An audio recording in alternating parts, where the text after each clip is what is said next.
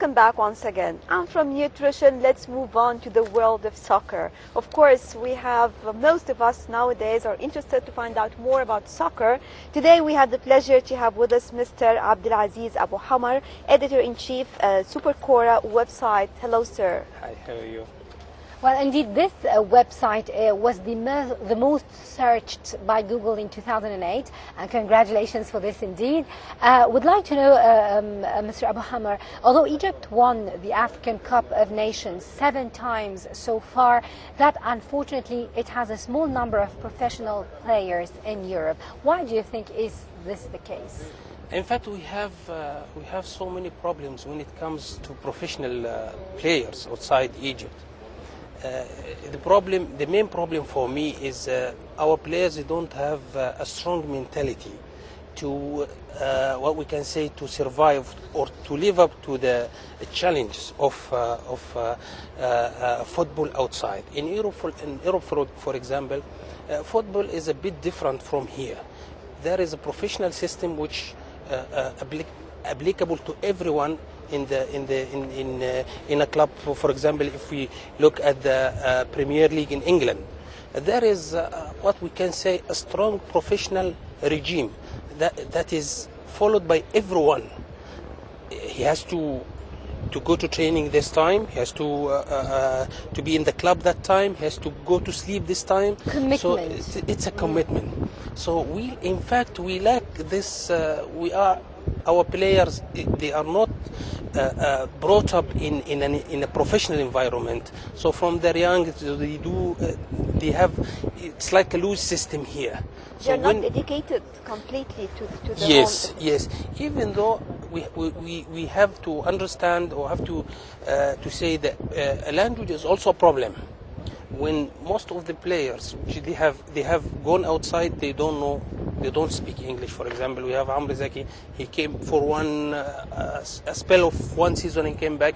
He was not speaking English. Now, Ahmed Al Muhammadi in Sunderland, he does not speak. He started learning English. They gave him courses there in his English club in Sunderland.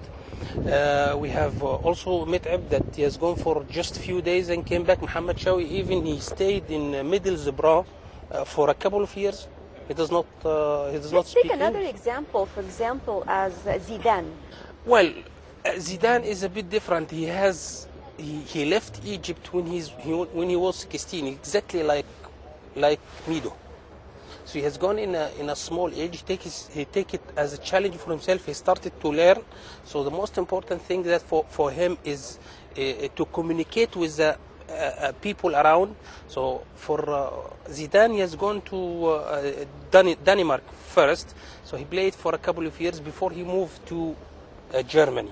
Mido also started his career in Belgium.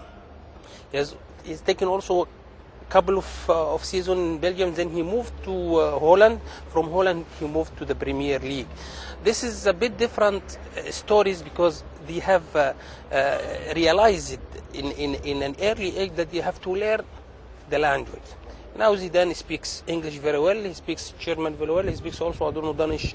You mean it was much easier for them when they were young to communicate because with different cultures? When they are young, it's like so many stories of other Egyptians who've gone outside, for example, and started their career in a different fields. So they found themselves that they have to learn. So they start learning the language of the country. It's not. I'm not talking about football. I'm talking about anyone who has gone, for example, any field. So basically, Mr. Hamar, you boil down the whole problem to the language barrier. You think this is the main problem? It's one of the problems. It's one of the problems. The strong professional, our player does not have the background, the professional background. So when they go in, like for example again, when Amr Zaki is gone to Premier League, he was 26 years old. So he does not have enough flexibility so far. Yeah, a success in terms of surviving. But in terms of football, Mido has so many ups and downs. and now he is in. Unfortunately, he's in his ups, in his down times. So we wish Mido is still again young. He's 27 years. So if he picks up his move to Ajax, he just signed in Ajax a few days back officially. So Ajax is the club which has seen Mido emerging in the football at the early beginning. Yes. So why he's always back to the roots. ups and downs? Always. Even ups and downs, it happens in when Amr Zaki moved to Wigan. You know, he makes up what's called a fertile start in the Premier League, and he scored 10 times. He scored 10 goals in the Premier League in the first half of the season. He scored 10 goals. You know what does it mean if a player scored 10 goals in the Premier? So he started on a high note, and then in the second half, it was his ups, his down time. And I mean, why? Why is this? Why depends upon the mood? This is what we can say. The media saying the players, because they don't have a strong mentality, they don't have a strong enough education about professional career. Football, or controlling themselves. Yes, and this is no one. I mean, for me, everyone has to educate something. Everything now. If you have a child, you get him a teacher to if he has a problem in talking, for example. So you get some, because science has gone everywhere. In soccer, it is the same. So for football players, they have to be educated in each and every part of the football. Emotional intelligence. He's capable. He's smart. You can say Steve Bruce, his manager now. He's a boss of Sunderland, where Ahmed Al Muhammad, our players, is playing.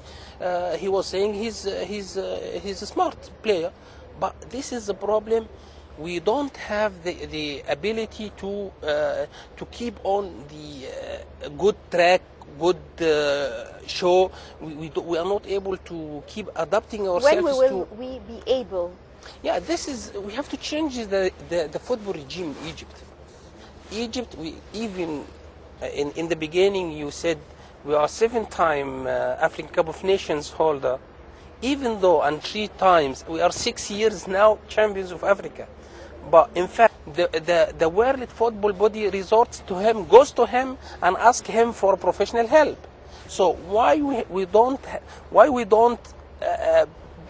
bring in the football system, a professional system to Egypt? Make use of his knowledge and his expertise. Even I spoke to him. But there is so many things in EFA, in Egypt Football Federation, so many problems. And unfortunately, it's not a financial problems. Money is there because we have a big stakeholder, broadening stakeholders of football fans here in Egypt, that they pay money at the end of the day, and the broadcasting, and our league is strong enough to produce good players, but it is not professional enough to make this to make our system produce players who are able to survive outside. As I told you, there is nothing here in Egypt that takes care of professional. If a professional player has a problem, no one takes care of him.